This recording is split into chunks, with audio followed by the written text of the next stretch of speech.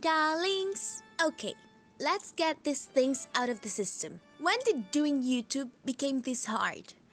We need to go back to basic fast. So, I was doing this video. If you look at it, it looks fairly simple, just good enough. But that mother sucker took me like 12 hours editing. It could have been taking me less time if it weren't because my computer was crashing every single moment. I lost count on how many times I had to restart the editing program. And the render time. Oh my, the render time. It says here, it should take 8 hours with 22%, and I should upload and sub this video in 12 hours from now. I get my videos at a specific day and in a specific time. This time, I think I'm not gonna get the timeline. And as a full-time student that has been studying for far too long their horrible as duck career just to have a good enough salary and being able to afford a decent motherboard for their broke as duck homework only computer and maybe some jobs per hour here and there, because you see, I am not that A+ Asian student that can do amazing YouTube content and still manage to pass all of their classes. I am average as duck. And I chose this specific time to make YouTube because I'm about to finish my career, finally. And either I join the started YouTube at College Club or I don't.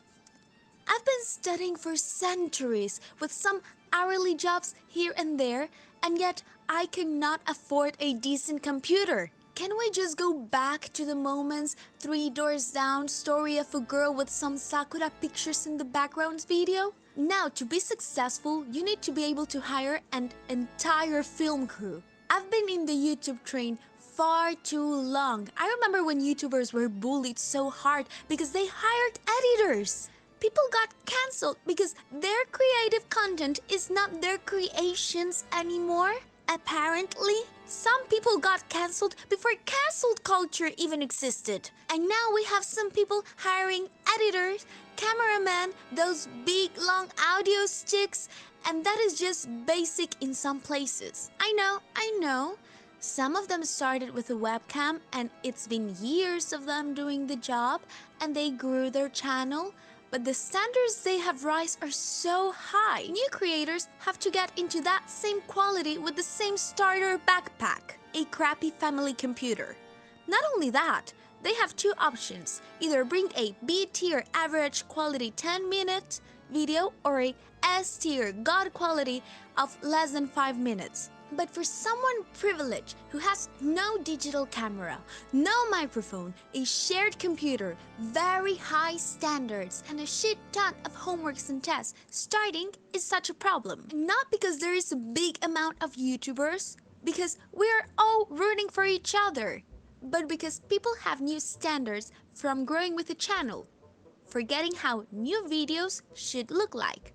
Making veterans creators having to upload once every few months because they have set their own standards way too high. Okay, maybe if I didn't procrastinate it for 2 days because I didn't know how to start editing, I wouldn't have to worry like that. But the thing is that I always knew I was gonna make this rant. Actually, during that video, my computer hanging in there, internet lagging when I least needed the lag, just gave me the inspiration to write a script. You know what? I'm tired. Here is my Patreon. I have some goals when I first created it, and now my mindset has changed. And also subscribe now that I'm mentioning that.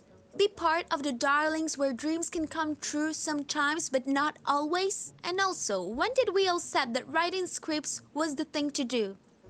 I know why I do it. It saves me time when I'm adding the Spanish subs with the help of the translator Chen.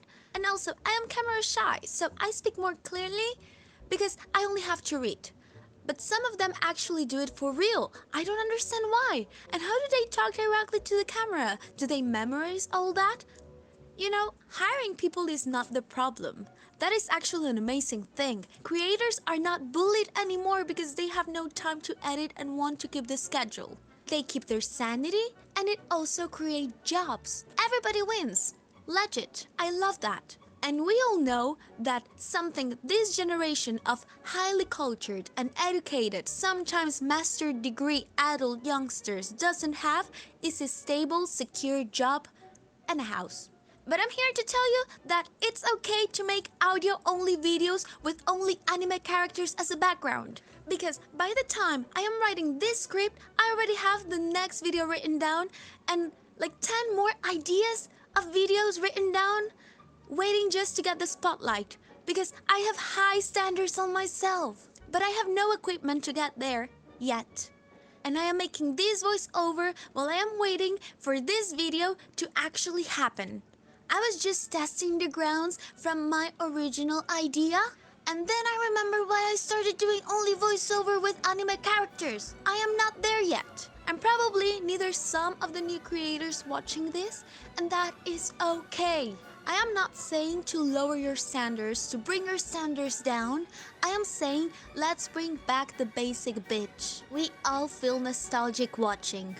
The role-playing interviews that only had 3 images repeating themselves over and over with some cool audio and subs. YouTubers now are not allowed to grow their channel. They have to start with a 5-minute video with the same amount of quality and power content than their 5 years veterans that now do 25 minutes video with the same power quality content. Well, no, I'm not doing that. We're all allowed to do crappy content and still receive appreciation of some sort for our trashy quality simp videos.